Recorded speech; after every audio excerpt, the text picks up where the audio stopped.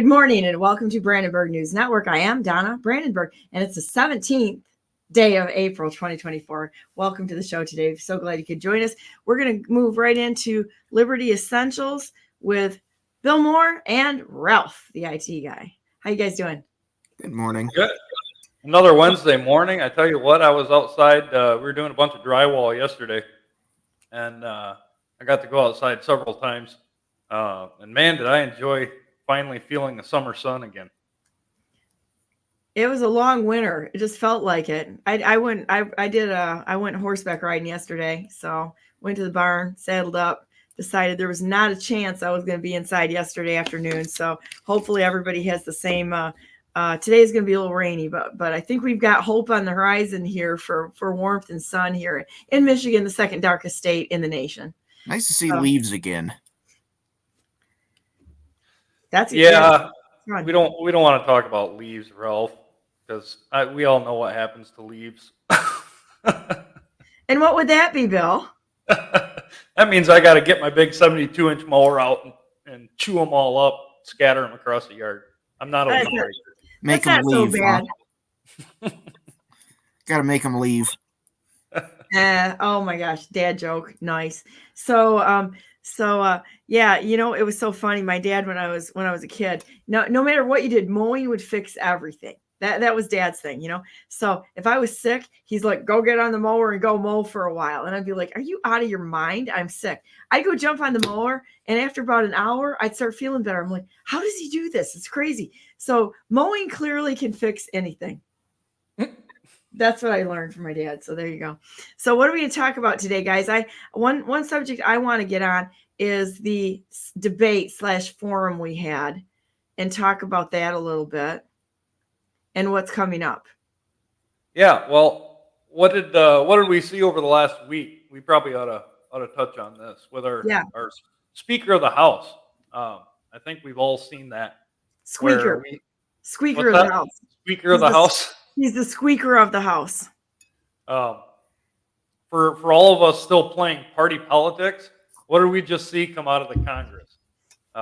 We saw the majority of the Congress in a tiebreaker vote, and one of the issues was the unwarranted surveillance of the American people, right, through all these unconstitutional FISA courts.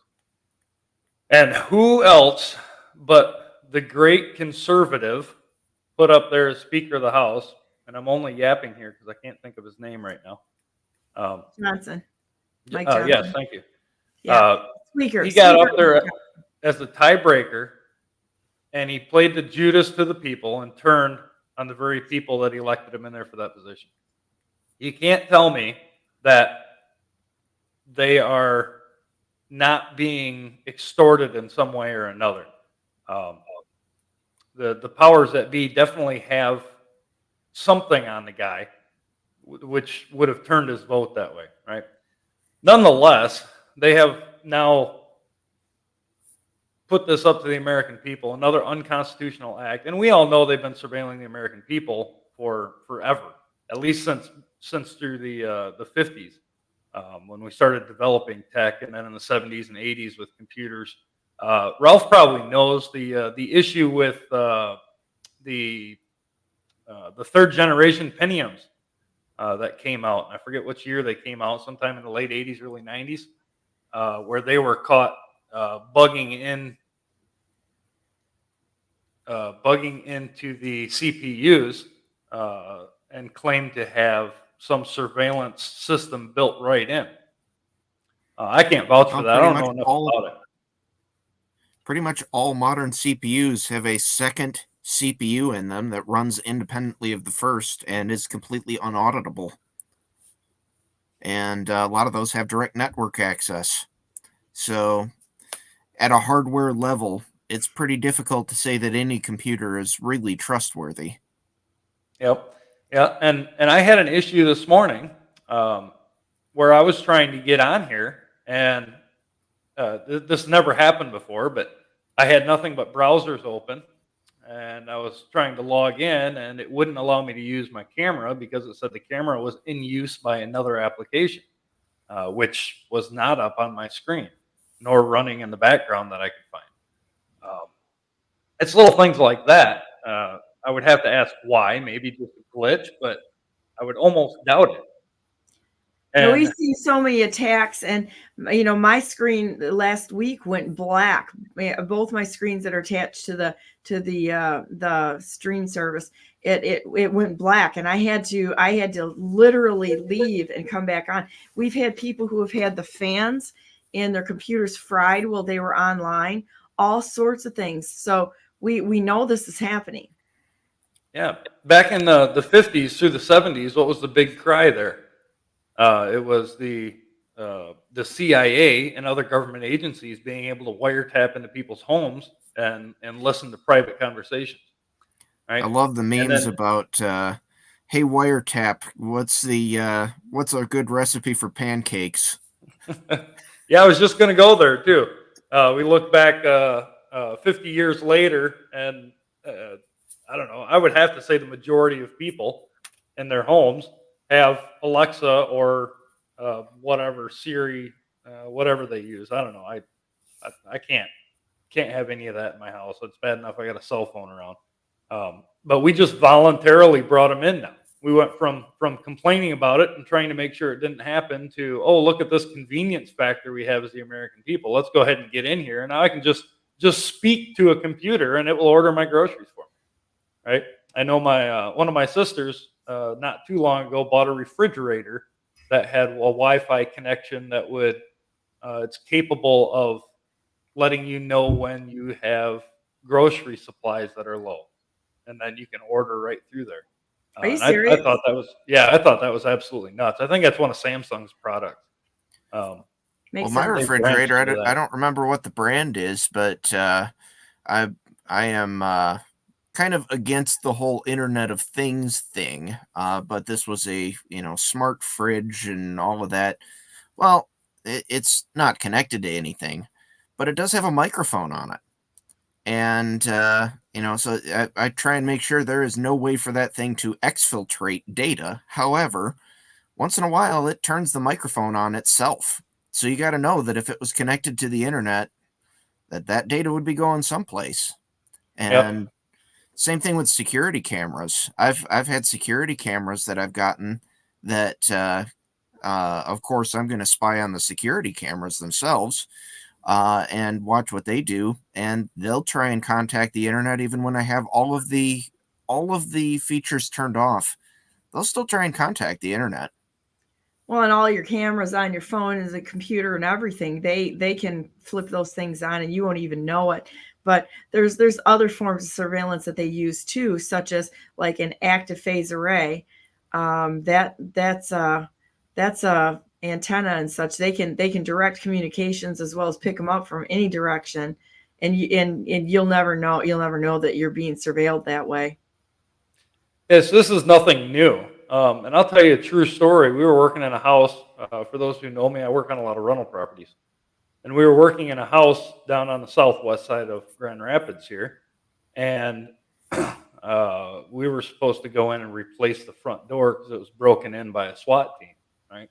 So we get there and SWAT's still there. So we just wait around until they're done with what they're doing so we can finish our work.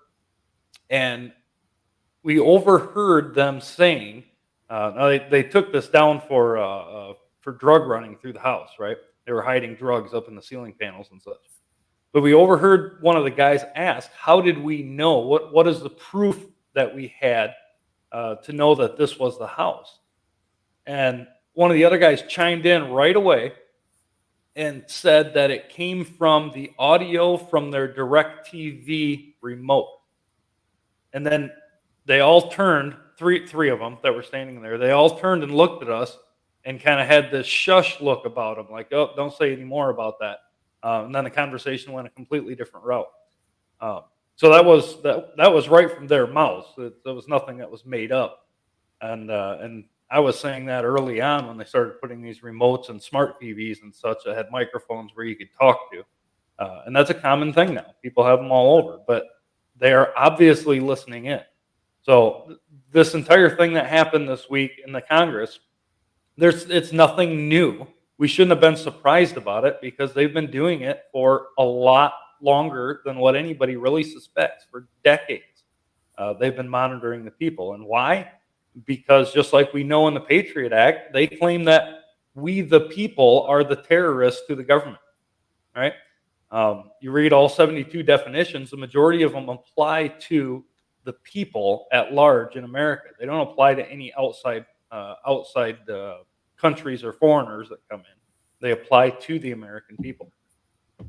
So with that, one of the things that we should be seeing out of the president's office, we know by our Constitution that the president is required, it is his duty to faithfully execute the laws of the Union, right? That is one of those. When you read the 4th Amendment and the 14th Amendment, that is one that should have been put a stop to immediately. And all of those people involved in that, right, both Democrats and Republicans in there, who are supposed to be representing the people and instead of representing their high interest groups and their own parties, but they should have all been held to account for it because they violated the law in that one vote that they all cast, right, including Johnson. They should have all been immediately arrested by the sergeant at arms there and put to trial for it because it is a clear violation of law. What they did is no more than pretended legislation that our founding fathers talked about. So, you want to talk about the presidential forum? Well, we have to know our options, right? The process that we're going through right now. I think there's a lot of exposure going on, and people are getting more educated every single day on what we shouldn't do, so that when we do go forward, we actually have a grasp on it. I don't know about you, but even in the last 2-3 years, I cannot believe how much we're all learning at this time and have a clear path to correct it and never let it happen again. And I think that that's really super positive, very positive. So whichever way you want to go, because, you know, we talked about the debate a little bit last week, but I think that we're honing our skills here a little bit too. And I really want to do another debate, but not really a debate, a forum on BNN and invite, because there were several candidates that came forward after they saw the last debate. So I know we're being watched by people. It's not just like two bullfrogs and a cricket, which sometimes is what it feels like, but there were actually people in other states that watched and said, hey, there's this person or that person. And I think to your point, you said there's 1,000 people who are running for the president's office right now, but we only hear about 2 or 3 or, you know, for right now, about 4 of them. But it would be nice if we had a venue to listen to every single person out there. And I think that that's important. I really do. People need to have a voice, not necessarily, even if I support, and I do support President Trump, the rightful president of the United States, because that office, it was an attack. The attacks that they have on him were an attack on the American people, on our voice. And I feel like there was such a crime committed there with fraud, both fraud and maladministration, that we have to address it. But going forward, we absolutely have to allow everyone to have a voice and let this thing, you know, sift out a little bit. So we're talking about doing another one. And what I want to do is I want to be on Brandenburg News Network. And we talked about this, and invite all of the candidates that are running, anybody that wants to run, including President Trump, Biden, whoever else wants to be on here, and give them the same time, the same questions, but not have them on at the same time, because it was really clear that the candidates in our debate were learning from the answers of the people that came first. So they were not debating them. They were mining information going forward when they heard an answer that was good. So if we do it kind of blind and let everybody have, say, 15, 20 minutes, and we could do a whole bunch of these, 15 or 20 minutes, have the questions asked and give them a little bit of time to talk about themselves or what's on their mind, and then have the questions that come forward, and give them all the same 1 minute to answer the question. We don't need 10 minutes of rambling. We need a short, direct answer that shows that they have a mastery, so they're not just fluffing it up with a whole bunch of bull crap that we all have to listen to get to the actual point, or never get to the point. So, and your point was, when we talked about this, is that we should ask everyone out there to submit questions that they would like to be, that their questions. And I thought it was a brilliant idea on your side. Instead of us coming up with questions, let everybody else ask the questions. We'll just give them the venue to have their questions asked. Well, and So that worked really well too, having the questions from the room. that was great. Because there were several of those that were very, very telling in how the candidates answered them.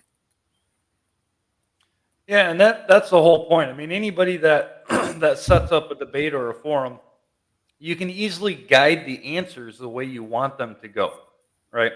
Especially when you start doing candidate rebuttals and such in a debate format, you can guide the process to get the answers that you are looking for. However, that's not my goal. When I present a candidate to the public at large, I don't want the candidate to be guided down. I don't want to be fleecing their answers, right? I want the people to ask the questions, and I want the candidate to give them the answer. That's the whole point. If I go out there and try to find the answers that I think you need, not everybody thinks like I do, and I can honestly say not very many people think like I do.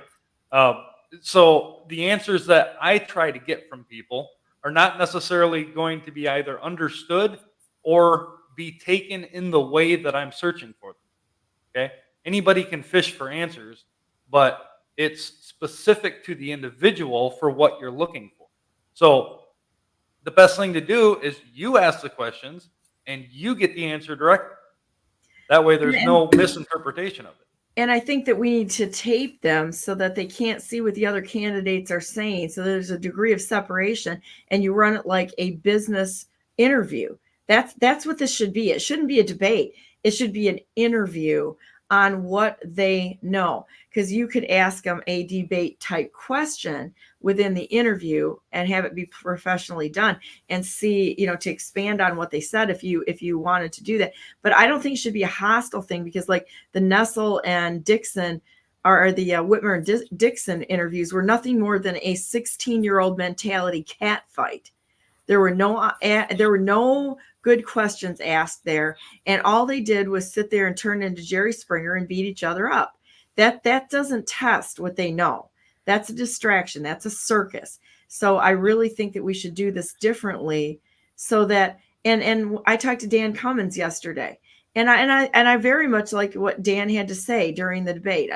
Every single candidate had things that were, wow, that was a good answer in this direction or that direction. They all had something to bring to the table. So when a good candidate steps up, you don't want to destroy them. You want to give them an ability to bring ideas together and have good answers. You're not there to fry them.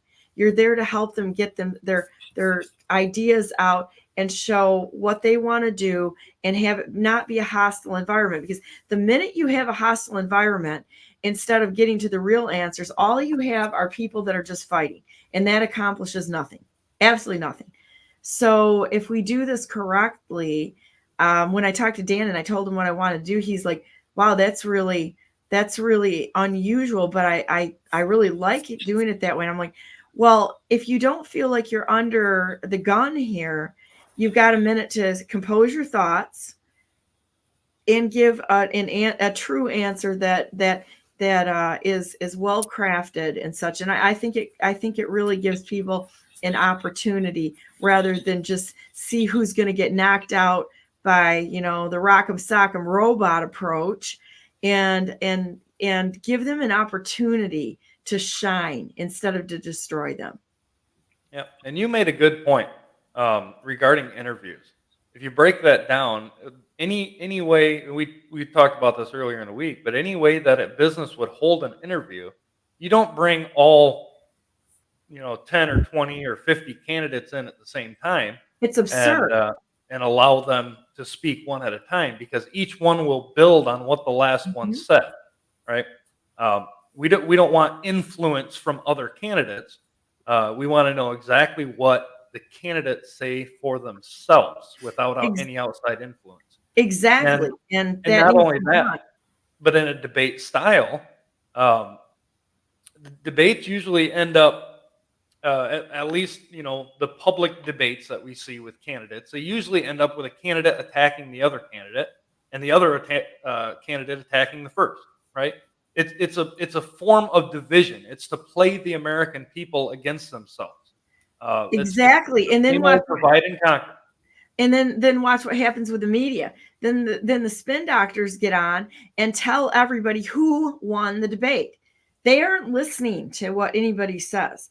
That is a huge problem within the government, within the media, the whole thing. They're literally crafting the division. They're crafting the answers. They are setting people up against each other. And let's see, who in the Rock'em Sock'em Robot ring won the debate? Now they're telling people how to think, instead of presenting the information in a non-biased way and letting the American people make up their mind. Yep, their own mind. right. And it all goes down to demoralizing the public, right? It's the belief that we are governed by a two-party system, and that those are your only options. Okay, if you look, the screen that Donna just pulled up, this is from Ballotpedia. These are all of the candidates in alphabetical order that are registered with the FEC and are running as a presidential candidate, right? And you can scroll through this for a long, long time. And there's independents, all the Democrat, Republican parties. The Constitution Party's in here as well, the American Independent Party. A lot of independents and nonpartisans are listed, right? You can sit here and scroll. We're not even 20% of the way through here now, and we're only in the D's. But these are all the people who are registered and are willing to step into the office. And what I have always said is you got to be able to contact every candidate that's running to determine who they are. Go meet them, go ask them the questions.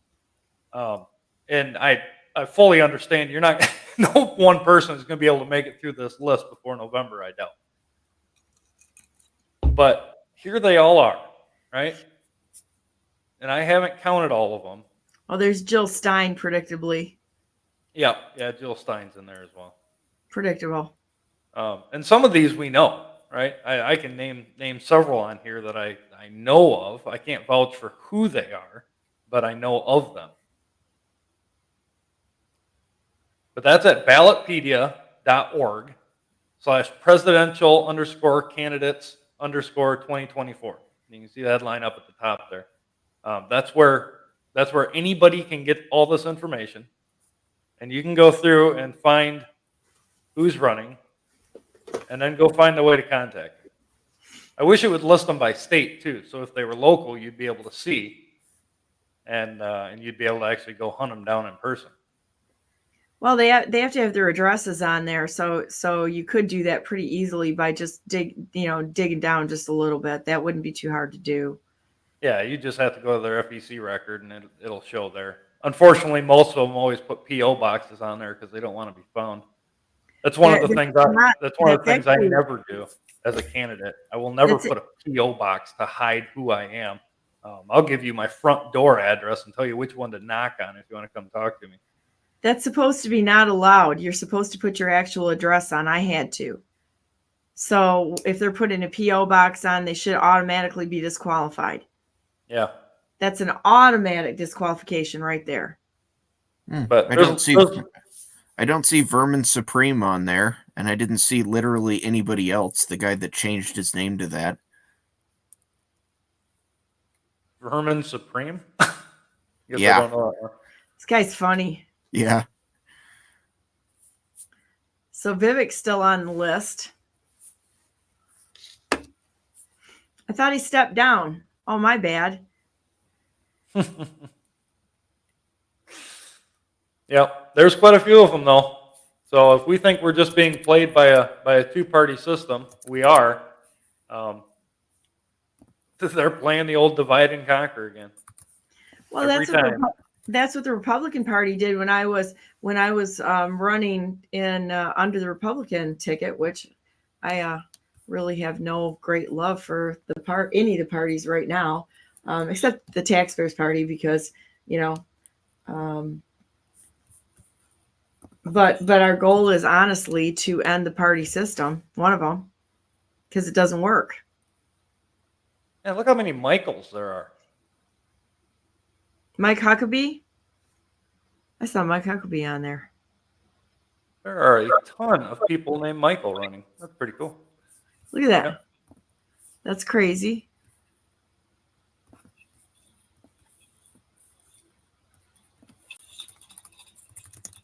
I wonder if I can do that. Oh, there you go. Yeah, we got to get out of this mentality. As long as we continue to just divide and conquer that they've pulled for so many generations now. The same thing that John Adams and George Washington warned us about at the very foundations of this country, that it was the greatest evil under our Constitution to allow a two-party rule. That is exactly what we have submitted to. It's not that it exists, it's just what we've submitted to. And at any point, the American people can change this. Now, it also falls back on dealing with the election, the fraudulent elections that we see and all the failed elections that go on in the states. We've got to get that dealt with as well. But I'm not saying that it's impossible. I'm saying we just got to get our minds right and start going after it the way a true American would back in the 17 and early 1800s, instead of what we've been doing for so many decades, running around in circles thinking that we have political saviors and one of the big two parties. Do you want me to show you the Vermin Supreme? Yeah, I'd be interested. I haven't heard that name. It's kind of funny, actually. So hang on a minute. I'll bring this up and we'll see what we find here. Yeah, he has such campaign promises as a free pony for every American and not sticking to any of his campaign promises. So I got to have a little bit of. Well, Donald Duck usually always runs every year too, so. I can't hear it.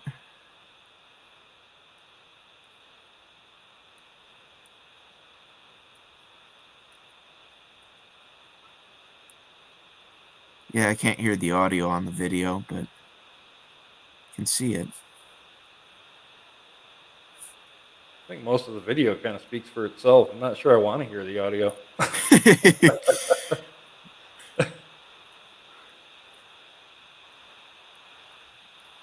I would assume he's going out there and making a fool of the whole system. I mean, I don't know the guy, but based on his visual appearance there, looks like he's purposely making a fool of the system. Yeah, pretty much. Yeah. Have you ever heard of a group called Birds Aren't Real? No. Yeah. That was a college kid who did the same thing, going after some of the conspiracy theories. But they came up with this whole group called Birds Aren't Real, claiming that through Nixon they established mechanical birds, that there are no such thing as birds, but they're all government flying spies. And he did it purely as satire, to show how stupid a lot of the things that Americans say really are, without doing full research. And I've seen it even up here in Michigan. I've seen bumper stickers with Birds Aren't Real on it. And I thought it was really cool. The guy did a fantastic job putting that all together, and it became a pretty large group across the U.S. I think it's a big waste of time, in my opinion, but purely through satire, I think the guy made his point very clear that we need to be careful what we allow as truth. If we're going to accept truth, it better be right. There's so much misdirection out there. It's incredible. I'm always amazed at how quickly people will bite on something without getting past the headline. Oh, yeah. You got the dihydrogen monoxide group too. That I was like dihydrogen monoxide. Yeah.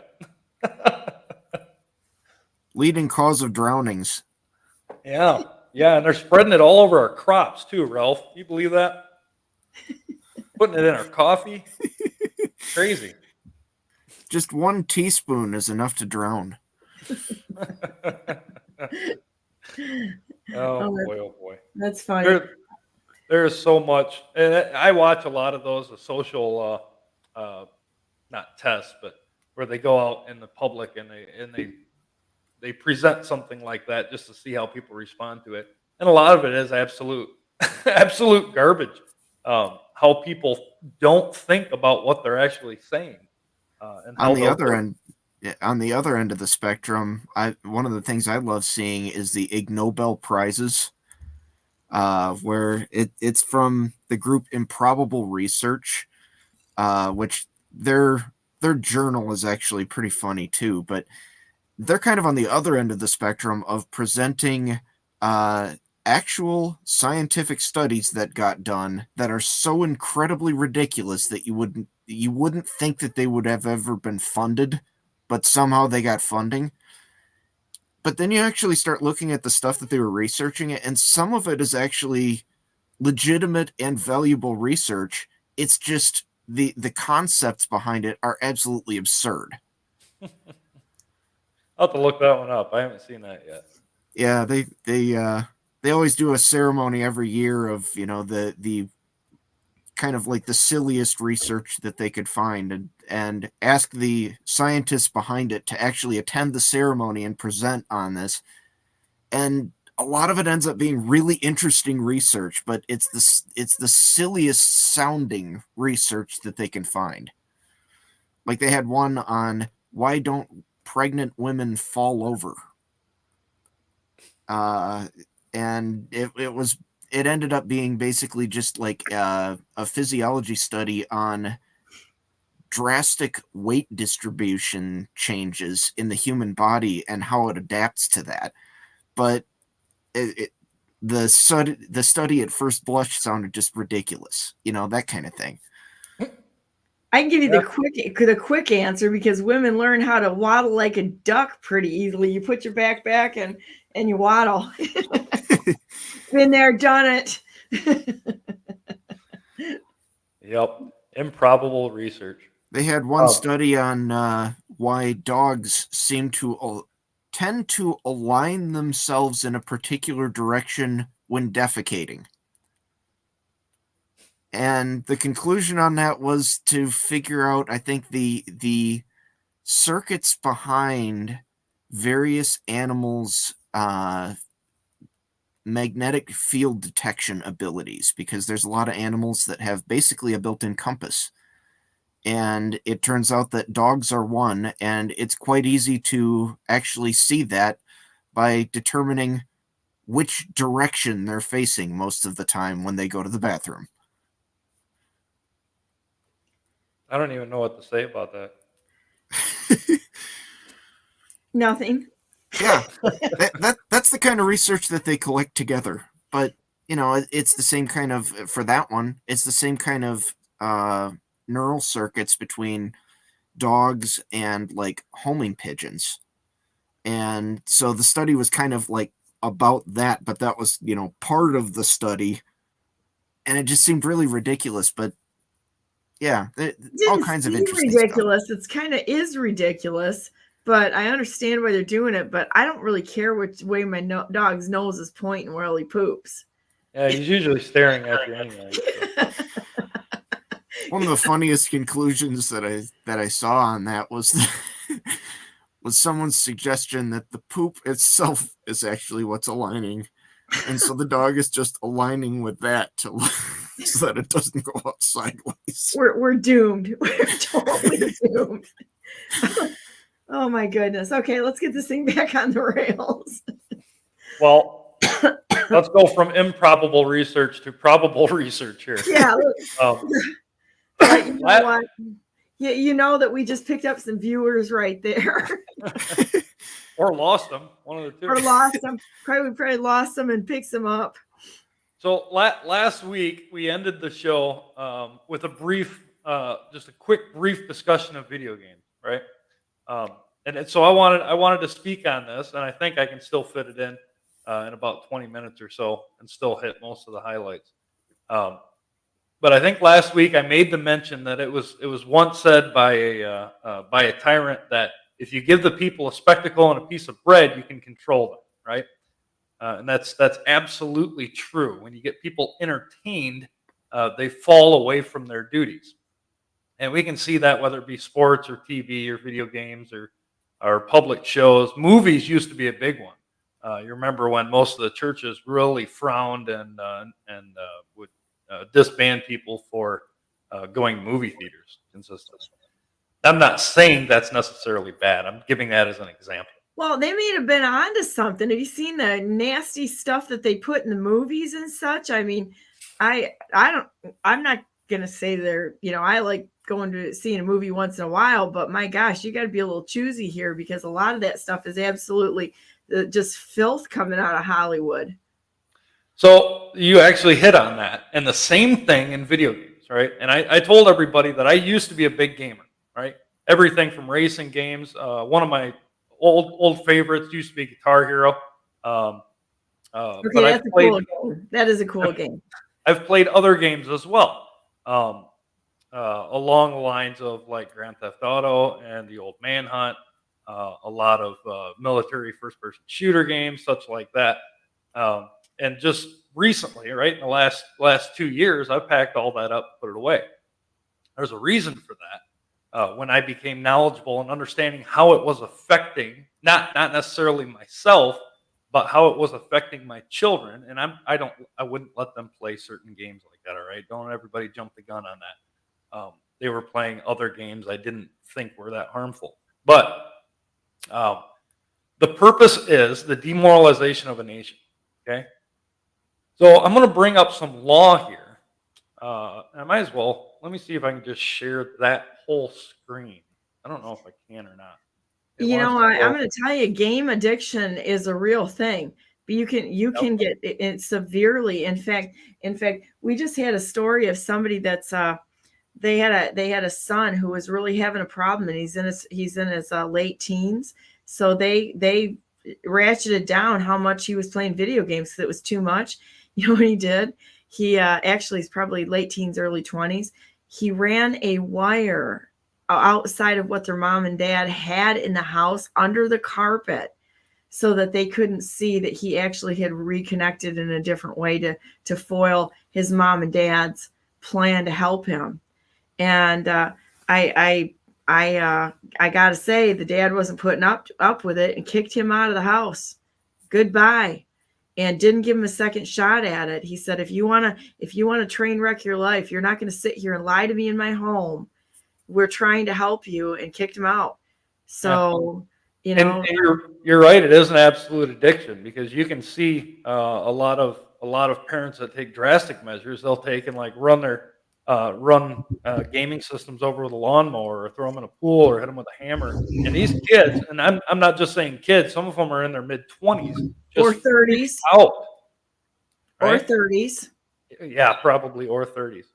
So if you start, these are all Michigan laws. All right, I'm not even going to the federal laws. But in 722.685, and you can share a screen if you want, Donna. I got it down there. 722.685, the legislator referenced the Michigan Constitution, where it says the public health and general welfare of the people of the state are hereby declared the matters of primary public concern. They say the legislature shall pass suitable laws for the protection and promotion of public health. And after hearing from expert witnesses and law enforcement officials, considering the testimony of expert witnesses before other legislative bodies, and reviewing dozens of studies and meta-studies of hundreds of studies, the legislature finds all of the following. Okay, and you can read that, but basically they have an interest in the legislature to protect minors from being subjected to certain things, and one of which, in subsection C, is ultra-violent, explicit video games. Okay, that was one of the things that they listed there. And these are all the disseminating, exhibiting, or displaying sexually explicit material to minors. Right? It's all an excerpt. And a lot of people are going to say, well, the constitutionality down here said the Supreme Court. Yeah, we're going to get to that. Just give us a minute. So this is a person is guilty of disseminating sexually explicit material to a minor if they knowingly do it. Any explicit visual or verbal material that is harmful to minors. They knowingly exhibit to a minor a sexually explicit performance. Okay, that goes into a lot of things we're seeing today, but not on topic right now. Do we ever stick to a topic, really? But no, but I really want to get through this because this is really I get good. it. Anyway, that is a felony. All right, a felony punishable by imprisonment for not more than 2 years and not more than $10,000 or both. All right, keep on moving here. This is 722.687, and this goes. There are more penalties here as well. The person that knowingly disseminates to a minor an ultraviolet explicit video game that is harmful to minors, except a couple of things like teachers and historical figures, for instance, museums that would publicly display things for historical reference, such like that. They're responsible for a state civil infraction, maybe ordered to pay a civil fine. If you violate another section and you have a prior determination of responsibility, they can pay you would be subject to pay a fine of not more than $15,000. If you violate that section and have 2 or more determinations, it goes into fines of $40,000. So they get pretty serious about this, right? And this was started in 1978, and then most recently was amended and it came into effect in 2005. The term harmful to minors, as used in that act, means sexually explicit matter that meets all of the following criteria, which is only 3. That is considered as a whole, it appeals to the prurient interest of minors as determined by contemporary local community standards. It is patently offensive to contemporary local community standards of adults as to what is suitable for minors. And it's considered as a whole, it lacks literary, artistic, political, educational, and scientific value. Okay? And I ran into one word there, the prurious interest. And I didn't know what that meant. And luckily they defined it for me here. It means a lustful interest in sexual stimulation or gratification. In determining whether sexually explicit matter appeals to the prurious interest, the matter shall be judged with a reference to average 17-year-old minors.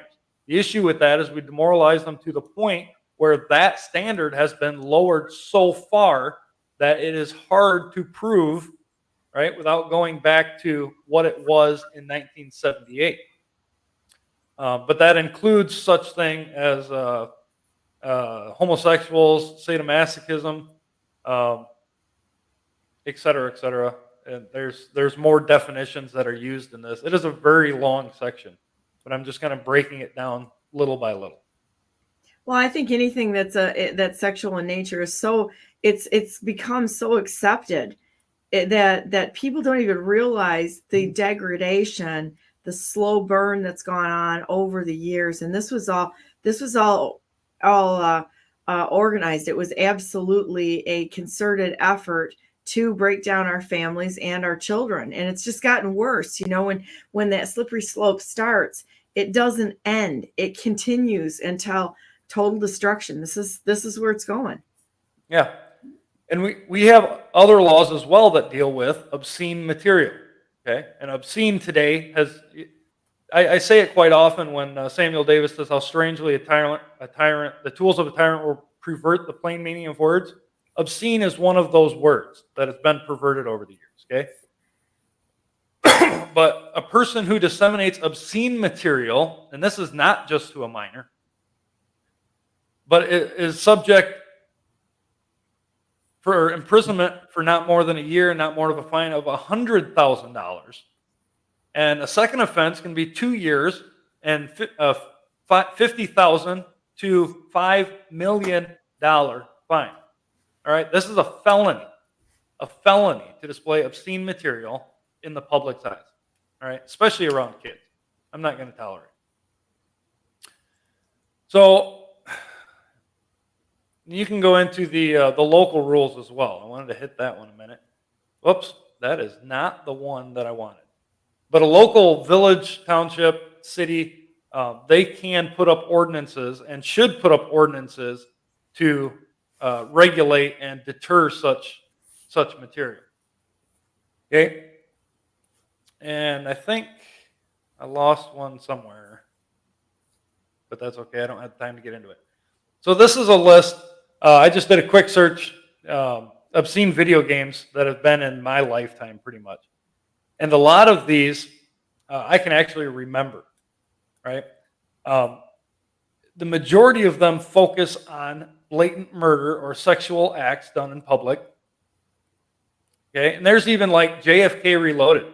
I don't know if anybody's ever seen that, but this is actually where you're playing an RPG or a role-playing game where you're going through and you're trying to assassinate John F. Kennedy again, right? It's such like that. Does that fall under obscene material? Or does that fall under disseminating sexually explicit material to minors? That one might not be sexually explicit, but I can tell you there are some, such as Grand Theft Auto, a popular one. All these others listed here, and I won't go into each one. It's shameful to speak of those things that are done in darkness, right? But the majority of these games focus on death, murder, lies, cheats, thefts, adultery, fornication, any other sexually explicit material you can think of, right? The destruction and harm of other human beings. Yeah, that's right. And this is what people are subjecting their children to. All right. And I would never let my kids anything on this list. Actually, they got into Minecraft for a little while, and I'm deterring that one just as well because it doesn't provide any artistic or literary, political or historical education. It's building blocks, right? It focuses a little bit on team building, but there's a lot more in Minecraft that I won't tolerate as well. So what is it that we are supposed to do? And a lot of people, I've asked the question before to people, is like, what does Scripture say about video games? Well, everybody can answer that question. It doesn't say anything about video games. Really. Let's look at a little bit of application. Going back into the Psalms. In Psalms 11, it says, "The Lord trieth the righteous, but the wicked and him that loveth violence, his soul hateth." It says in Psalms 101:3, "I will set no wicked thing before mine eyes. I hate the work of them that turn aside. It shall not cleave to me." Psalms 119:37, "Turn away mine eyes from beholding vanity, and quicken thou my way." In Philippians, we are told as the brethren, whatsoever things are true, whatsoever things are honest, whatsoever things are just, whatsoever things are pure, whatsoever things are lovely, whatsoever things are of a good report, if there be any virtue, if there be any praise, think on these things. In Thessalonians, 1 Thessalonians 5:22, it says, "Abstain from all appearance of evil." That's also mentioned in Proverbs as well by King Solomon. And in Colossians, Paul tells the brethren at Colossians, "Mortify therefore your members which are upon the earth." Right? Put to death your members which are upon the earth. And that being fornication, uncleanness, inordinate affection, evil concupiscence. Can never get that one right the first try. And covetousness, which is idolatry. What were some of these games that we were just looking at focusing on? They're looking at fornication, uncleanness, inordinate affection, right? They all apply to this. It says mortify your members. Put all of that aside. Because if we're in that, you got to think, what did James say about it? He says, does a fountain send forth at the same place sweet water and bitter? Can we partake in both sides? I say no. You can't do it. In the letter to Ephesians, it was written, Ephesians 5:11, and have no fellowship with the unfruitful works of darkness, but rather reprove them. When I was being reproved by the Lord for the things I was doing in video games, that became so clear and so convicting, I had to get rid of them. I cannot tolerate such things to look at or partake of anymore. And if we're going to call ourselves Americans, right, law-abiders, Americans, and we just read through some of that law, but we're putting this kind of filth and garbage up to our children, it goes back to Timothy, I think it was 1 Timothy 5:8 that we read. A person that that doesn't, let me just pull that up.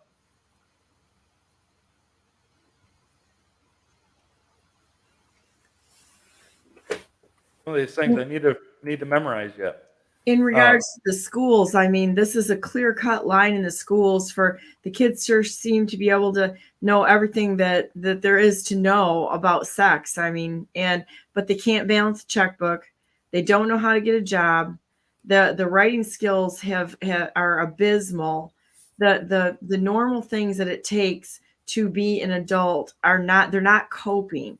And I think this is pretty clear what the problem is. Yeah. And 1 Timothy 5:8 says, but if any provide not for his own, right? That's religion, morality, and knowledge, right? It's listed in our state constitution. And specifically for those of his own house, his children, his family, his relatives, he hath denied the faith and is worse than an infidel.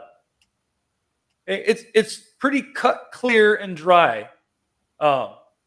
When I realized this, and this was only around video games, but you can go in farther. You look at stuff that's on the billboards when you drive down the highway. You look at bumper stickers on the backs of cars, right? This is the same kind of filth and garbage that people are promoting, and it's in clear view of our youth. And what are we going to get out of it? What are we going to get out of our posterity? The same garbage that we're promoting to them, they're going to bring into the public square. Our posterity are the next government, right? The people are the government, and we're leaving it to them. And if we're going to fill their minds with such garbage and filth, we can only expect that they're going to portray worse than that to their posterity. Because what one generation tolerates, the next generation will accept. Okay? It's a string, it's a slippery slope that we've put ourselves on. And you brought this up, Donna. You can look in the school libraries. The same kind of thing. And I know according to the law, the librarians are not subject to that in some manner. But by common law, by the broad application of the law, they are still subject to it. Because they are allowing the same filth to be promoted through books that are open to any child. And we're talking anyone, even down to the kindergarten, right? The very innocent youth can go in there and pull this stuff off the shelves and bring it right home and put it in front of their eyes. They're grooming them. It's a grooming tactic, and our education system is guilty of grooming. Yep. I mean, absolutely. So it doesn't take much to see what's being promoted. I mean, you don't have to spend 15 minutes outside, especially in the cities, going around local convenience stores, for instance. There were several, when I was just a young teenager, I remember living in the city, where you could walk into a convenience store and right at eye level with children, There was movies and magazines depicting pornography right there. Just open view. All right? That is obscene. That is illicit material that should not be tolerated in the public square. And what I think is They've normalized it. Yeah, what I think is absolutely disgusting about this, you've got the FBI, who has been caught numerous times now organizing and operating child pornography websites to try to catch criminals in the act, right? But there have been numerous FBI officials who have been caught with child porn on their computers, right? Their own personal stuff that they're using, not subject to whatever garbage they're running over there. But what they're promoting is exactly what they're guilty of. And if they can put that up, they definitely know who else has it, and they can go down and shut it off at any time that they want to. But because they don't, they are just as guilty of it. And our government is the one that is pushing this agenda. They're the one that's funding it for the most part. And they're the one that should be held to account for it, because they're not trying to put a stop to it. Our laws in America are clear. We're a republic governed by law. And we have forgot that. And we think that the culture determines the interpretation of the law. I'm here to tell you it doesn't. The law is clear, and we need to start holding people to account to it. When they swore an oath to uphold and protect the Constitution and the enumerated laws in it, they should be held to that same standard. And our legislature's not doing it. Our governor's not doing it. Our attorney general, who can prosecute any of this at any time she wants, is not doing it because she's guilty of it. She's publicly admitted that. None of our local communities are doing it because our local governing bodies, right, our local servants have forgotten what even their authority is in the matter. They can put a stop to it. But more so than that, the people themselves are not putting a stop to it. They usher this garbage right into their homes, into their own kids' bedrooms. And for the most part, I can vouch for it. I see it all the time working in rental properties where these kids are left alone, unsupervised, with this nonsense in front of them. That's child abuse, right? You're teaching them to be lawless. Grooming and all sorts of violence and such, and hate. And if you don't actually know people and actually talk to people and have those relationships out there, how are they ever going to learn to actually care about people? Because if you sit with a screen like this, you're talking to a non-person that doesn't have feelings. It doesn't, kids need to have that bite back a little bit when you're relating to people, and see the difference between love and hate, and experience not just the good things in life, but also the bad things, because it's a teaching tool. When you sit them in front of the TV, they miss out on so much of what it is to be human. And all that we're creating is non-feeling people who really turn into nothing more than predators, once again, to use other people for their own just distraction. So when I see all of this, there's one word that comes to mind of what you were talking about, that the thread that runs through every single thing you said today was predator. And I think that can, most of this stuff can be distilled down to predatorial activities instead of people who are servants who love and care for others. We're grooming this entire nation to be predators. What do I get? How can I use this person? What gives me pleasure? What can I?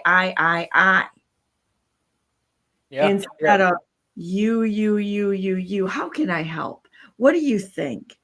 There's a whole dynamic that's tied up in that one word that runs everything you said. What's that? Yeah. There was one other game I was going to mention. It's actually a role-playing game regarding the Pelham school shooting. I don't know how many people have Based seen on that. what? On the Columbine school shooting. You got to be kidding me. It's a role-playing game that will teach children how to go in and do that. Okay? It's step by step. You do it.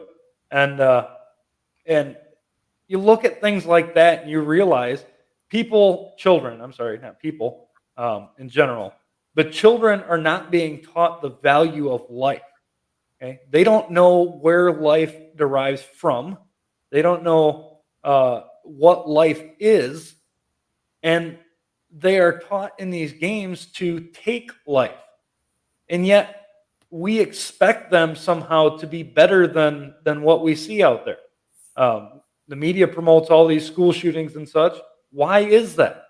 Because they do not, or they have not been taught the value of a human life. They value.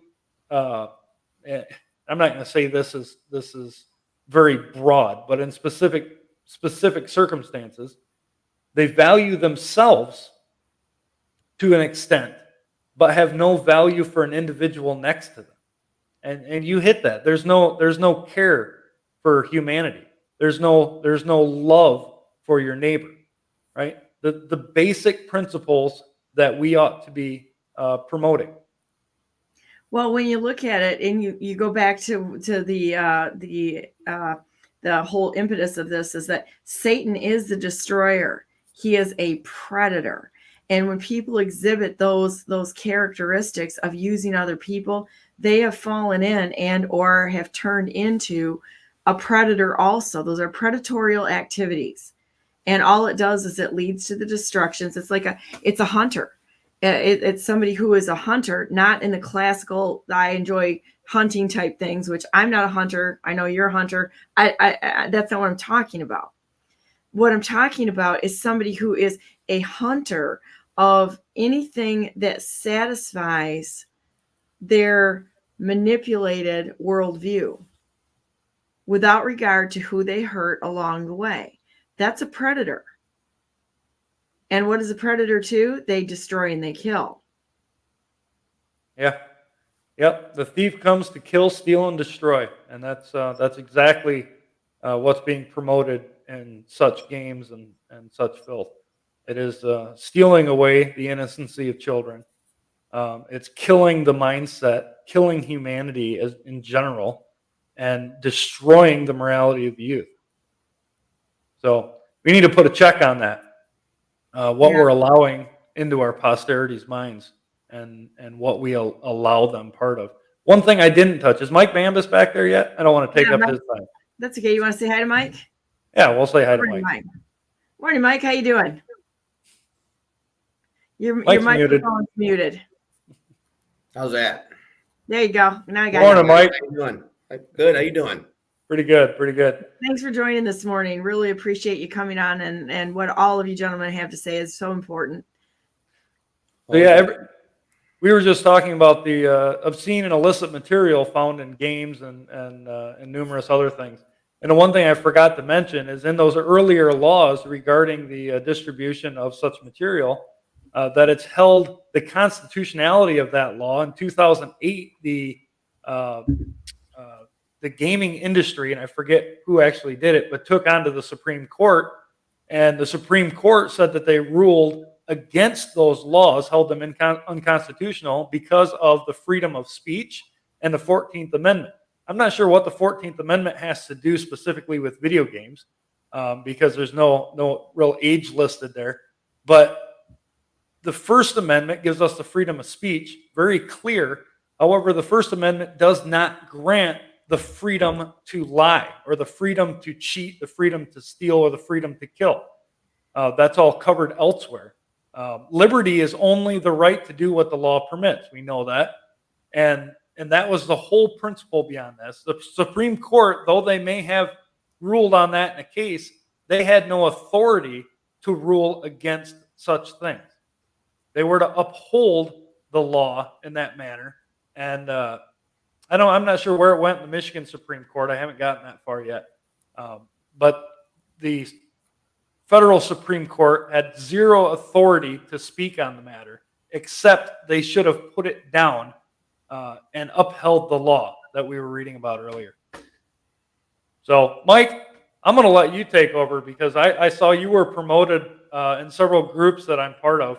And I know you and I have spoken and I've heard you before. So this guy is much more knowledgeable than I am.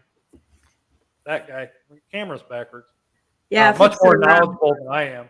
And well, and it's amazing how knowledgeable everybody has gotten over the years. And, we can learn from people that have been in this for many, many years, like Mike and yourself and John Tater and all the wonderful people, not politicians, just people that decided to go out there and do everything on their own. And I got to tell you, I'm absolutely grateful to each and every one of you, Ralph, Bill, and Mike, for coming on here and helping to educate the population with what you know and what you've been taught, because this is how we reverse some of the damage that's been done by our indoctrination system. It's not an education system, it's indoctrination. And the goal is to destroy families, destroy individuals. It's what a predator does. A predator wants to peel people or peel off individuals off the pack so that they can have total control, manipulation to whatever they want to do.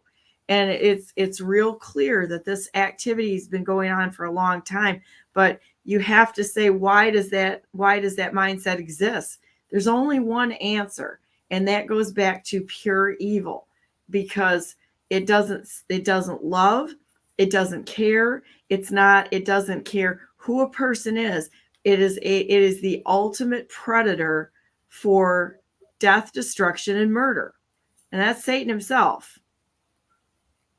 There's a clear definition. It's very clear between what's good and what's evil, what is selfless, what's selfish, what lays its life down for other people or gives for the good of other people or tries to draw everything for its own gain. And we can look at the politicians and know the politicians do, it's clear who they serve. They serve Satan himself. And he's using them, and running them around all day long as they're his agents of destruction. Very clear. So, well, I really appreciate you bringing everything to the forefront. You're welcome to stay on with Mike if you'd like, and either one of you, Ralph or Bill. There's no clear defining lines here on how this is going to go, because honestly, this is just real news for real people. By real people at the kitchen table and having honest discussions of what's really going on, because you know what? The answers aren't going to come from the experts that are out there. It's going to come from we, the people, just sitting around talking. That's why they have to divide us. That's why the lockdowns. That's why the grooming of our children, to keep us divided so we can't sit down and have a discussion and say, this is what we're going to do. And we have the right to do that. The Constitution guarantees it. So really appreciate it. I don't know if you have to go to work today. If you don't, stay on and we can have another discussion and just keep talking. It's okay. Yeah, unfortunately, I got a crew to run, family to provide for. So yeah, well, that's a good thing too. And the highest office in the land is being a mom or a dad, taking care of our families. So thank you so much for being on, Bill. You can leave whenever you want. And same thing with you, Ralph. If you want to stay on, that's fine. Or if you want to leave, that's fine too. All right. It was a pleasure. I look forward to it again. Have a great day. And we'll be talking more about this forum, this presidential forum that I believe that we will both be on in order to talk to people and allow people to have voices and really help people to know that there are honestly just a lot of really good people that want to fix this nation. 1,000 of them running for president of the United States. It's inspiring and it's amazing. Yes, it is. Yep. All right. Have a great day. Enjoy. Good seeing you, Will. Same here. Bye. So welcome, Mike. Welcome. How you doing? Very good. Thank you. Thanks for coming on today. I pulled up some of the stuff that you sent to me. So I don't know where you want to start, but I have everything locked and loaded here. Great. I'm going to apologize in advance. I lost my voice completely on Monday, so I'm just getting my voice back. So if I start squeaking a little bit, I'm still working on getting my voice back. So. Oh, no problem. We were just talking about Squeaker of the House, Johnson. Squeaker of the House is what I'm calling him. That he gets up there and he just they're all placed. All these people are placed puppets of this global crime syndicate. Nobody gets in the office there. The great disruptor was President Donald J. Trump, the rightful president of the United States, was the great disruptor. And we have to have more disruptors. That's one of the reasons why I actually like the Constitution Party, the Taxpayers Party. It is a disruptor.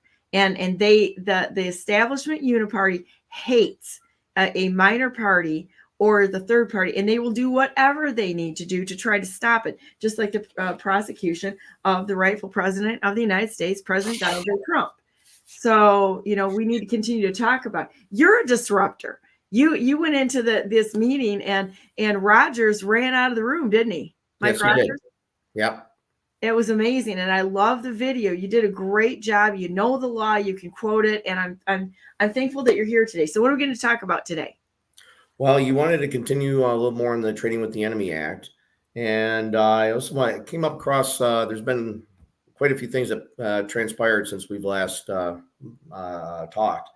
And I came across some information that I think everybody would be very interested in hearing also. And want to touch on that first. And then what we can do, this will kind of lead into the Trading with the Enemy Act. Okay. One of the things I came across was I hear a lot of people say, well, and I've heard even Sheriff Darr say, I can go out there and arrest all these politicians all I want, but we don't have a prosecution that'll prosecute them. And I see a lot of sheriffs not doing their jobs the way they should be. Absolutely.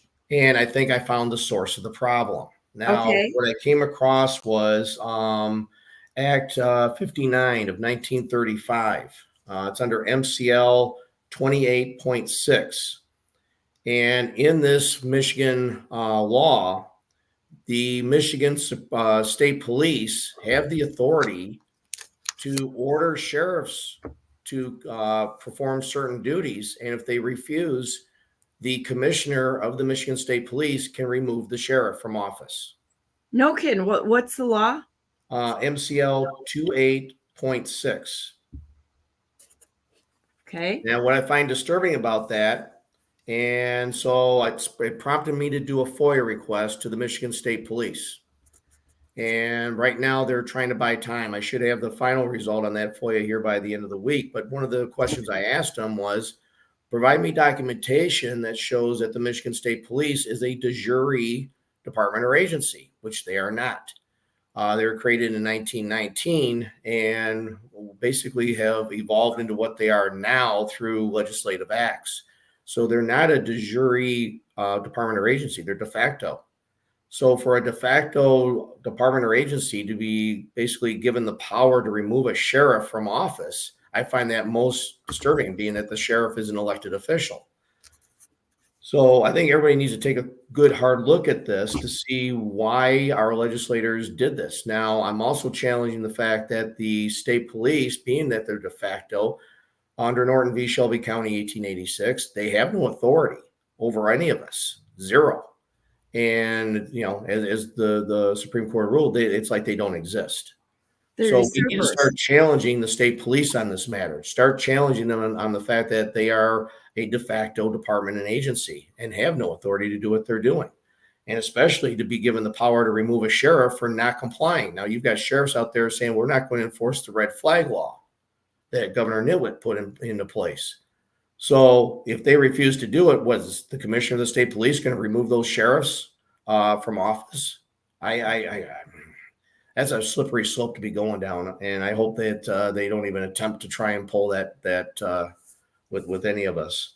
So this is such a convoluted mess. It's just a convoluted mess. They knew what they were doing when they incrementally infringed on the rights guaranteed by the Constitution. Yes. I can't believe 1919. That's amazing. Now, this act I'm talking about came into play in 1935. So that's 2 years after the Trading with the Enemy Act, where they made all the citizens enemy combatants. So they're shuffling the power around into administrative offices to try and control the people. And this is I think one of their steps in trying to do that. because shortly after that, in 1946, you had the APA, which is the Administrative Procedures Act, which is where your different departments and agencies can proclamate a rule or a guideline, and the courts enforce it as if it was a law. Now, Judge Borrello of the Michigan Court of Appeals openly admitted during one of my hearings that I was up there for, and he admitted that the APA is what they're using to circumvent the legislative process and to get all these administrative rules and guidelines in place as laws. And his attitude was, well, we've been doing this so long, that's just the way it is. So, yeah, we've got judges who should not be in the positions they are. Last Friday, I was up in Carroll testifying as a witness in a case, the Misty Land Thompson case. And during that hearing, I testified that the judge, and I even point blank the judge, I said, Judge, correct me if I'm wrong, but you were appointed, you're a retired judge, you were appointed by the governor to sit in this position. You did not take the place of another judge. There wasn't like another judge became incapacitated to where somebody had to be appointed into that position. The governor created this judgeship and appointed him onto this case. So it's a de facto office being held by a de facto judge. He never refuted it. So, Wow. excuse me. By law, that makes him disqualified. And he's using, now these judges, I've disqualified quite a few judges. And they always go to the same playbook. They go back to the court rules. Well, the court rules are not a law. And the only law that actually exists regarding judge disqualification is Title 28, Section 455. That's a federal law. And they use the excuse, well, that only applies to federal judges. Well, if you read it, no, it doesn't. It applies to state judges as well. Under that, under the in the case law that I rely on is Taylor v. O'Grady, 1989, which was upheld by the U.S. Supreme Court in 1994. And the judges opined that if the possibility of impropriety exists, and the impropriety does not have to be proven, just that it may exist, a judge is automatically disqualified. So does that extend to other offices, or is that just for judges? That is specific to judges. Judges, magistrates, and justices.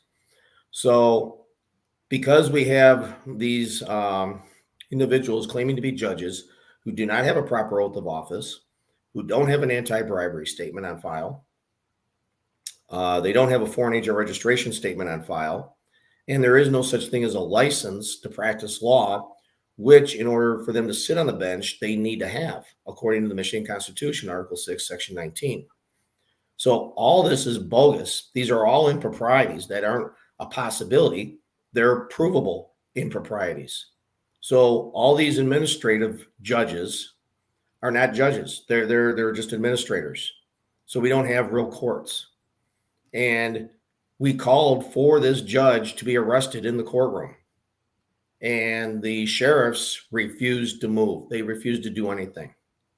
And they actually started threatening us and me and the court watchers that we're going to be charged with trespass if we don't leave the courtroom. So, yeah. Yeah. So you're they have a real problem with these sheriffs not doing their job.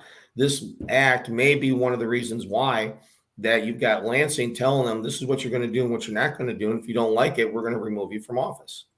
So I'd be curious to see whether or not we could get anybody who is a former sheriff or even a current sheriff tell us whether or not this is something that they're hanging over their heads. Are they being threatened is absolutely the question by using this law?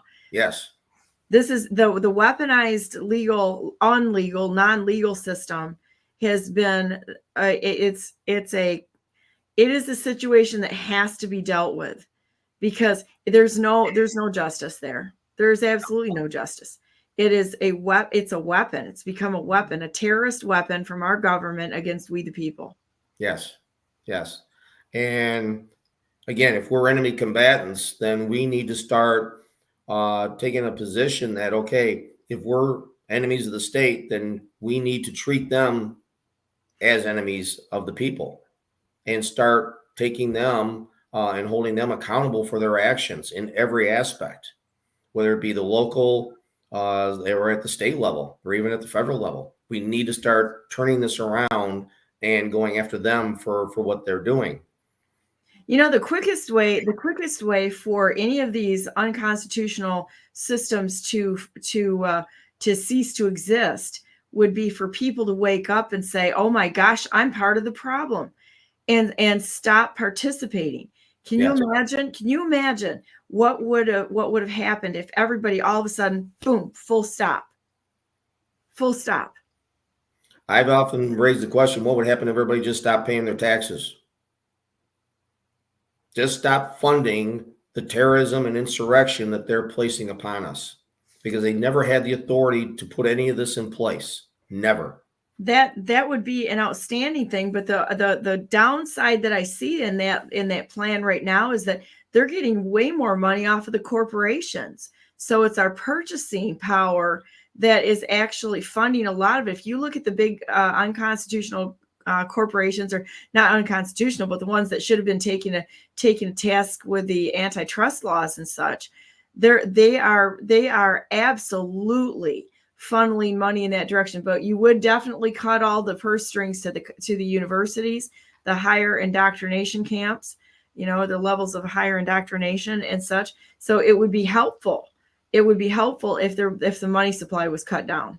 Well, everybody has to understand, none of us are debtors. We are all creditors. So the national debt is money that the children of Congress owe back to us. It's not something we have to pay off. It's something that they have to pay off. Under 15 USC 1691, we can never be denied our own credit. And so when a bank says, well, you're going to fill out this application, we'll see if you qualify, I can't be denied. Nobody can be denied under federal law. And this hoax that they place on everybody that, oh, you're borrowing money. Banks do not, under federal law, have the ability to loan their own credit. So where are they getting the money from? It's from we the people. It's through the birth certificates, the public trust, through the IMF. And that's where that money's coming from. Now, I'm going to throw out one of my opinions on something here, that one of the reasons why we have an open border is because these newcomers, as Governor Nitwit would say, they come here to this country, they process them just to a point to where they get all the information they need to go back to whatever country that they came from, get their birth certificates, bring them forward here to the U.S. Now they've got a stack of birth certificates that they can go to the Federal Reserve and go, hey, we've got this much in futures based on these birth certificates. Give us another $7 trillion loan. I believe that's one of the things they might be doing. Now, that's my opinion. I can't prove it 100%, but that's one of my theories that is why they're doing what they're doing. They're letting all these people in to get the birth certificates so that they can funnel the money. And that's basically what they're doing. You're moving the slaves from one country to this country and using them as chattel to get loans from the Federal Reserve. Excuse me. It's a mess. It is. It's all about money. It's always about money. Well, it's unfortunate, but until we drop this greed, every single one of us, and decide to help each other as we would want to be treated, we're going to continue to have the government representing the moral decay of the people. Well, only by our consent. If we stop consenting, they lose their power. Right. I put out a long series of different FOIAs to different departments and agencies, and my voice is killing. Yeah. So you have a sore throat too? I'm sorry? You have a sore throat too, or is it just your voice? Sore throat. It's just I'm straining to try and talk right now. Oh, well, you know what? If it gets to the point where you're having a hard time, we can do this another day too. It's not a big. I'm good so far. I'm not squeaking yet, so we're okay. Okay, so that's good. So yeah, but not a problem. I thank you for coming on. That's great that you came on anyway. I love that. Not a problem. And I sent you a bunch of these FOIAs. I sent you the FOIAs with the responses. Okay, and in there, one of the things I requested was certain specific information, like, are they enforcing the Trading with the Enemies Act? in regards to property taxes, where's the contract? What species of payment? Now, the reason why I bring up You want this one up, or I've got that one. Yeah, that one will work. Yeah, that one I've will got work. this one, and I've got this one pulled up. So we'll go back to this one in a minute. Go ahead and talk for just a second. I'm gonna step away for 2 seconds and then tell what you want to say, and I'll be right back. Okay? Sure, no problem. Regarding the property taxes, the FOIAs that I put out there to these different townships was asking specific questions, and one of which is what species of payment do they want? Now, not to be construed with form of payment, credit cards, money orders, and such. That's a form of payment. That's not species of payment. Lawful money is gold and silver. So if you take a look at MCL 21.153 under the obligations due state of Act 20 of 1842, in there it specifically states, no receiving officer shall be required to receive in payment of any debt, taxes, or other obligation collectible or receivable by him any tender other than gold, silver coin of the United States Treasury notes, gold certificates, silver certificates, or Federal Reserve bank notes. Well, under Proclamation 2039, Proclamation 2040, all debts owing are there the United States. So we don't have the ability to pay in any of those forms of payment. So the question now becomes to the tax collector, what species of payment do you want? Now, we do have here in Michigan a case called Montgomery Ward v. Eugene Glacier, and from 1982. Do you have that? Do you know where that was filed? And do you have any documentation on that one? I want to say Rochester or somewhere around there. Okay. It was 1982, and the judge ended up accepting coffee beans as the legal tender. And I've done the same thing with Livingston County on 2 cases where I paid them in coffee beans. So, excuse me. So we, the people, get to decide what has intrinsic value, not them. But at the same time, they cannot, by federal law, state a specific species of payment. They're forbidden from doing so. So this is another way that we can try and cut their purse strings and stop them from pulling, funding their shenanigans. So these are the county FOIAs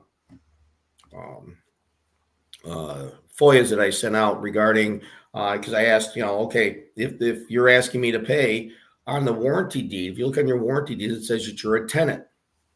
So if you're a tenant, who's the owner? And shouldn't the owner be paying the taxes? And if you're saying that I, as a tenant, have to pay it, well, where's the contract that I signed agreeing to these terms and conditions? Doesn't exist. And they've admitted this through these FOIAs. I even asked, okay, well, when does the term of the contract expire so that I can come and renegotiate the contract? Again, those documents don't exist.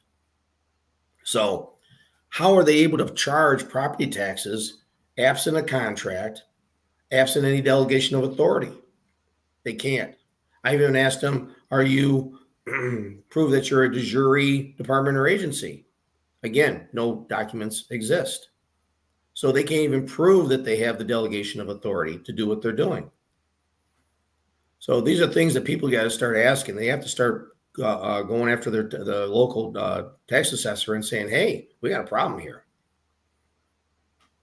Wow. Here's all the denials. Yeah, this one here is from Livingston County, where I asked for a proof of de jure status. And this is their response.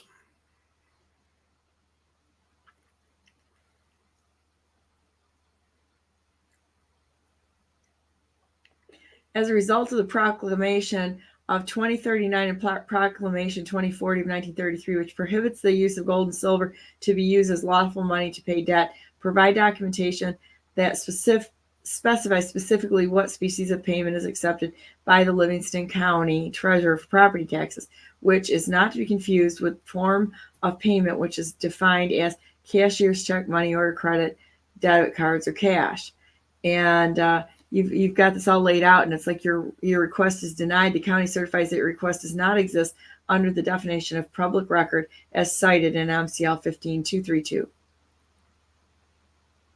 So they have nothing within their procedural documents that can justify them doing what they're doing and charging. They'll say, "Oh, you got to pay by credit card or money order, whatever." That's a form of payment. That's not specie of payment. When you ask them for specie of payment, they don't know what to say. They clam right up. Huh. Well, it's really interesting. I'm always amazed at how much stuff you bring forward with actual cases and disparities in language and such. It's amazing. So this is how, I've talked to different groups. I said, we got to start going on the offense. This is a way to go on the offense because you do it through a FOIA. What does it cost you? Some time to put the FOIA together. And the result is that whatever they respond, it's a certified response. So now you can use that in court. So if you're getting foreclosed on for back taxes or something, you can take these documents, go in there and say, look, how am I supposed to pay this? They won't even tell me what specie of payment to pay. I'll give you coffee beans if that will help. But number one, who's the real owner? If the state of Michigan is listed at the top of the document, that means that they're the owner. Why is the state of Michigan not paying these taxes? Why is it left to me as the tenant? Well, the only way we become tenants is if they're enforcing the Trading with the Enemy Act, because all property is that of the state. So if they say, well, we're not enforcing the Trading Act, great. Release absolute title back to me, as the owner and holder of the property. What do these people say when you do this? I'm sorry? What do they say when you do this? Because you caught them in a catch-22 there massively. Yes. No matter which way they go with the Trading with the Enemy Act, they're in violation. Doesn't make any difference. They either commit treason or the options are all bad there. Yes, there's no way out. That's why Mike Rogers got up and walked out. He didn't want to answer that because no matter how he answers, he's in trouble. So that's some people say that the Trading with the Enemy Act is not applied in that direction, but can you counter that argument? Because I've heard that.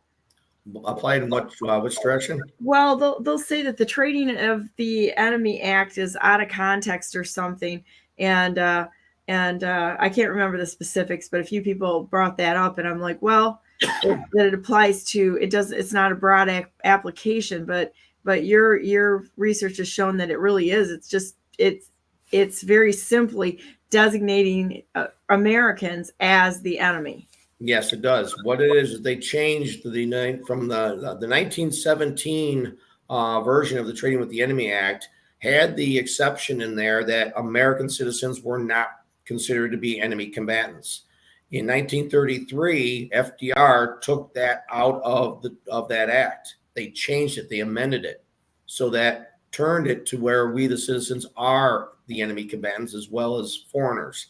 So by making that change, that's where the change happened, was in 1933. They altered and amended this 1917 version to the 1933 version, making us citizens enemy combatants. Incredible. And you can see this their treatment of Americans carried through by what, say, the Patriot Act did in making us the enemy. I mean, it's just carried through in their policies that we are the enemy of the government, and they treat us as such, weaponizing the judicial system as well as every other system that was supposed to be for good. Right. And that's why they're trying to push this FISA thing through to where they can spy, and the NSA can spy on everybody. And it's just, it's getting way out of control. The NSA is another de facto department and agency. They have no authority. They have no power. We need to start shutting them down. We need to start sending them notices of liability. Is it your intent to do harm through your actions as a de facto department and agency? And start holding the heads of those departments liable for their actions, because they are doing we the people a harm. And they do crazy things. I just learned of one action that they did years ago, and I'm going to try to get more specifics on it, where they took a communications cable and they went across into Canada and back into the United States. Because as soon as the communications cable went across the border into Canada, that allowed Canada to intercept messages and to spy on Americans. And it was an AT&T move. So that was another great big breach of privacy. But they did it in a very, very subversive way. It's incredible. That I believe that came before Five Eyes, actually. Yeah, they're constantly plotting and scheming different ways of doing things to get absolute control and power over everybody. And we just have to make sure that we don't consent. We have to make sure that we educate ourselves on everything. I mean, it is a lot of people say, oh, it's overwhelming. There's so much. Just concentrate on your local. Don't worry about so much the feds so much. Worry about your own backyard. Clean up your own backyard first, and then move on from there. You're not going to be able to conquer it all at once. You have to pick your battles here and there. And I tell a lot of people, I said, you look at Douglas MacArthur, what he did in World War II in the Pacific Campaign. He didn't try to liberate all the islands. He went after specific islands because he knew that the other islands around would fall once he liberated certain specific islands. That's what we have to do. We have to go over key specific points, and the others will fall once we get those under control. Honestly, the only thing we really needed to reverse all of this was one honest governor. If you have one honest governor, the entirety of the United States can be turned around. One position could have done it. Yeah. And because governor can remove every single person from the entire government structure except the legislature, and they all committed treason. So that ends up becoming a chip shot right there. Right. And as long as you have people that are willing, that you're able to and willing to staff the functions that need to be done, which 90% of this can be wiped right off the books. Yeah, I'm not one. I don't care if you're black, white, red with purple polka dots. I don't care. I don't care if you're Democrat, Republican. Don't care. If you're going to hold public office, act de jure. And if you're a de jure and you perform your duties as a de jure officer, we're not going to have any problems because you're following the Constitution, our founding documents, to where they're supposed to be intended. Explain what the de jure office is to everyone and how that looks, please. Well, it's hard to find an example. I don't know one. Basically, a de jure officer is one who understands the intent of the founding documents. They understand that our founding documents are a trust indenture, that we, the people, are the executors, the public functionaries are the trustees, and we, the people, are the beneficiaries. It's a trust. We, the people, gave them enumerated powers in which to conduct their affairs, to oversee the trust as trustees of the trust. And they have a fiduciary responsibility to make sure that they're always doing what is in the best interest of the beneficiaries. Can you honestly say that our children in Congress are doing what is in the best interest of we, the people, the beneficiaries? No, absolutely not. Absolutely not. So they have violated their fiduciary responsibilities. We need to start writing and hitting them with notices of liability for their acts because they have done us a harm. Think about what they've cost you, what they have cost your family, and hit them with notice of liability and charge them for it. Unconstitutional taxation. I mean, that you could start there, but it goes much deeper. And once you hit them, if they end up getting hit too many times, they're going to lose their bonds. If they lose their bond, they have to resign. They can't hold public office without a bond. We actually found some people that they don't have bonds anymore, and a lot of the counties or entities that are out there, they have umbrella bonds. Okay. So they don't have individual bonds anymore, and some of them don't even have that. Well, then hit them with a notice of liability. Now now they're not protected at all. Now they're going to be exposed very quickly. You start hitting them with notice of liability and charge them for their conduct and what they've done, the harm that they've done to you. So the other thing they do is they hide those bonds too, and they hide who's holding the bond. And so we found that too in quite a few places that you can't even find who's got the bond or what any information on it. They're just like, oh yeah, it'll be fine. We're bonded. That's what they do. It's crazy. Well, when they've usurped their authority under Norton v. Shelby, they lose their immunity.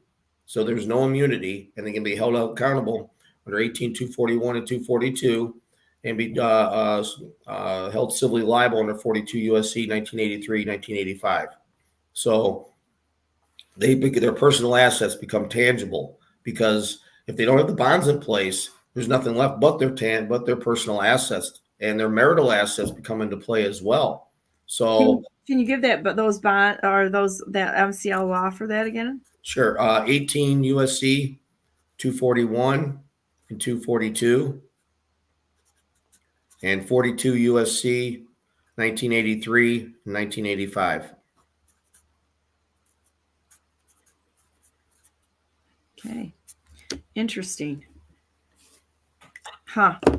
Well, I appreciate you bringing that forward. So where else do you want to go with this now? We've got the Laura PMA regulations and FOIA Secretary of State license to travel. Yeah, the PMA. I'm in the process of putting together a company under a PMA. So I challenged, and this is one of the challenges I brought up in my case down in Ann Arbor, is the fact that I converted my excuse me, my construction business into a PMA. And under a PMA, PMAs are not bound by state or federal regulations at all. Being that they're private, they take on a whole different realm in the business world. And what I did was I looked at what the Bar Association does and how they set theirs up. So the Bar Association is a PMA. And so this is where they get off saying, well, we're licensed. Our bar membership, bar card is our license. Well, the Supreme Court's ruled that it's not a license, but this is their premise, that they can internally do and create their own documentations to justify what they do. So I challenged this in the Ann Arbor courts to where I say, okay, I got a PMA. I can do exactly what the Bar Association does. And they never refuted it. So really? Wow. The judge, unfortunately, found a scapegoat in a statute that really doesn't apply to how she's trying to enforce it, being that there's a PMA in place. So there's a motion for reconsideration right now before the Ann Arbor court. I don't know where we're at with that right now. I just submitted it last week, so we're still waiting on a court date on that. But I'll take this as high as it has to go. And I'm challenging it on the basis that if the Bar Association can do this, so can we. And until you clamp down on the Bar Association, we get to do exactly what they're doing. And you can't say we can't, because there are no state or federal regulations.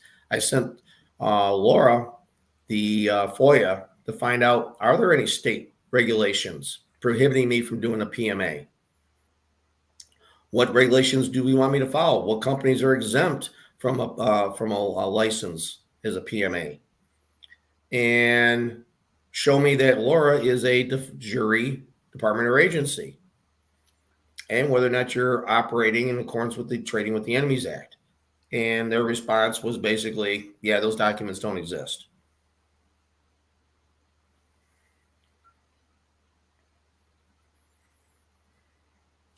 Wow. So there are no state laws governing a PMA. So if you have a business or want to start a business, start it as a PMA. Do you have documentation on how to do a PMA? I started looking at a lot of different sources for information. And I found one discrepancy in a lot of them. And that is that a lot of these guys out there telling you how to start up and do a PMA, well, I've been solid as far as setting up the paperwork. What I ended up doing was I already had existing companies, so I already had bylaws and everything already in place. So all I did was basically make some adjustments to convert it over to the PMA. And my bylaws have already been tested in the courts, being that the state of Michigan back in 98, 99 tried to pierce our corporate veil. They couldn't do it. They lost. So I know my bylaws are solid. So that was my template in moving forward to the PMA. But would you share that? Would you share your template on that or what you did? I'd have to do some redacting and stuff, but I think I could put something together that I could share. I would really like to see that. I'd like to see what you did so that we can have a great example to work off of. I think this is amazing. One thing I want to give you some props here, because talking to Mike, I'm going to tell everybody out there, he doesn't do any of this for money. This is all volunteer type stuff that he does. He doesn't charge, and he is honestly been quite a champion for sharing information from what I can see, from my experience with Mike, because he just wants his country back. And I just want to give you props for that, because this is how America is supposed to function. And you have spectacularly carried that out every single time I've talked with you. You're willing to share and actually help people. And I really thank you for that. Well, thank you. Yeah, I'm not here to, I'm not out for the dollar to for all of my information. Everything I post out there is shareable. I hope people can learn from it. I hope they can use it, to help their situation. So do you post in other areas too? I mean, do you have a website, or are you somewhere else where people can find your stuff? I don't have an initial website. Hooked up with a bunch of different groups through Telegram and such. They sign me up. I don't say that stuff. So I'll post my stuff there. I get to know them, and I'll start sharing my information with them. When we're done with this, can you text me those groups if you haven't already? I'll have to go back and look, but I'd like to see exactly where you are so that I can also follow what you're doing, because it's extraordinary amount of work. We the county, I know, is one of them that I hook up with Paul Urban and such. I love Paul. So I know we're getting close to running out of time, so I want to put something out there real quick. I think the camera's going as long as you want. It's not a problem. Well, we have an event coming up on June 1st, and there's going to be 7 speakers. I'm one of them. I'm going to be talking about trust. It's going to be up in Burton, Michigan, and it's on June 1st of this year. It starts at 1 o'clock, goes until 6 o'clock. Doors open at 12:30. And we're going to be talking about a variety of different topics. We're going to talking about people getting over their fear, talking about the Bible, just a lot of different things. And I'm going to be doing some stuff on trust and probably some other information, because once I get going on something, sometimes I start going all over the place. But should be a real it'll be a lot of information. So if people are looking for information, we've got a ton of information we're going to be giving out on that day about a lot of different variety of topics and such. So again, June 1st at up in Burton. I'll send you an email on the address and everything. So okay, that sounds great. So, but getting back to the PMA, where was I? Lost my train. Yeah, the state doesn't have any. And that through that FOIA, I asked them if there was any state regulations. There weren't. So yeah, if you're going to look and start a company, or if you have a company, convert it over to a PMA, and that way you're not having to do all those things. Now, in regards to the other guys out there talking about how to set it up, the one thing I found as a discrepancy was, being that we're not under federal or state regulations as a PMA, they're talking about, well, once you get it all established, you have to register with the state and you have to go get an EIN number. Well, wait a minute. If I'm not bound by state or federal regulations, why do I have to record it with the state? Why do I have to get an EIN number? Now, remember, the IRS is one of those alphabet agencies. They're a de facto agency. And how are we going to pay a debt that they claim is owed when we're not able to pay a debt?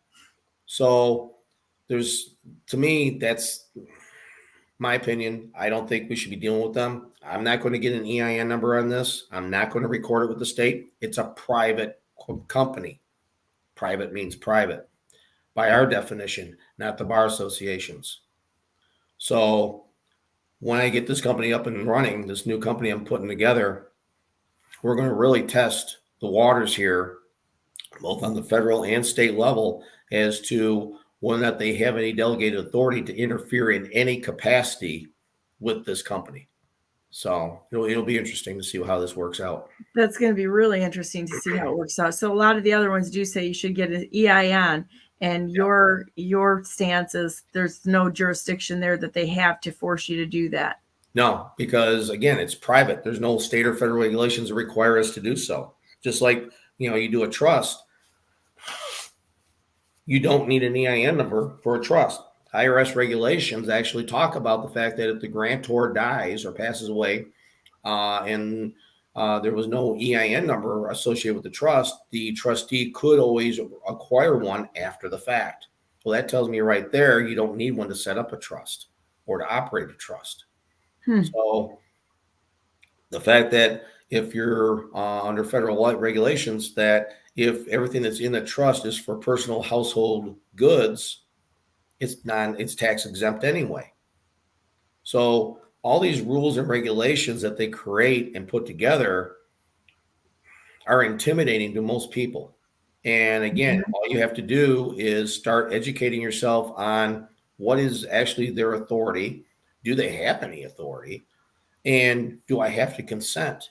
If I don't have to consent, they don't have the authority, we're done here. That conversation's over, because the burden of proof is on them to show and prove that they're a de jure department or agency and that they have the delegated authority to do what they do. And 99.9% of the time, all these departments and agencies don't have it. It doesn't exist. We're only 18 enumerated powers granted to Congress. And 99% of what the stuff they're putting out there that the children of Congress are spending this money on is not within their delegated authority. We are supposed to start clamping down on them. We are the executors. We have the power to make sure that the trustees are doing their job for the interest of the beneficiaries, and we're not doing it. That's the problem. The children of Congress have run amok, and we got to start clamping down on them. Well, I love that. And you also have the next one you have is a FOIA licensing and travel PDF here. Yeah, this is in reference to the company I'm looking to put together here. We're going to, I challenged the Secretary of State as to whether or not they had a monopoly. And because where else can you get a license or an ID or a plate for your car? And there isn't any. So we're now challenging that. And there's a company in Arkansas, and I'm looking to bring it here to Michigan. Excuse me. To where now you'll be able to go through us to get your ID and your plate and not have to go through the Secretary of State. And I'm looking to expand it to the point where the IDs that you can get are for anybody and everybody, no matter what age. And the reason why I'm looking at that, to expand it in that direction, is that if you've got a young child going to school and the school says, well, you're going to have to get a vax, you're going to have to wear a mask, any of that garbage again, well, they just pull out their ID and go, I'm exempt, and done. It's over. The school board and the education system has no say in the matter. And so these IDs will be used like in a diplomatic immunity process, to where you're exempt from the regulations of the school board or the state on a lot of the unnecessary laws and regulations that they're trying to push on everybody. Well, this is really interesting. I mean, there's always more than one way to skin a cat here, and I think you found several of them. So this is amazing. I like some of the language you have in here too. I did briefly go through this. I didn't study it and such, but I really appreciate all you've done. Yeah, this is pretty much, the Dun and Bradstreet numbers, the EINs. This shows and proves that they are corporate bodies, which means they can sue and be sued. So there's where your notices of liability come into play. You can, if they're doing you a harm, excuse me, then you can hit them with a notice of liability for the harm that they've placed on you. Wow. It seems like we never get to the bottom of what they've actually done and how much this has been absolutely engineered to take down America. I'm kind of loving this. This is awesome.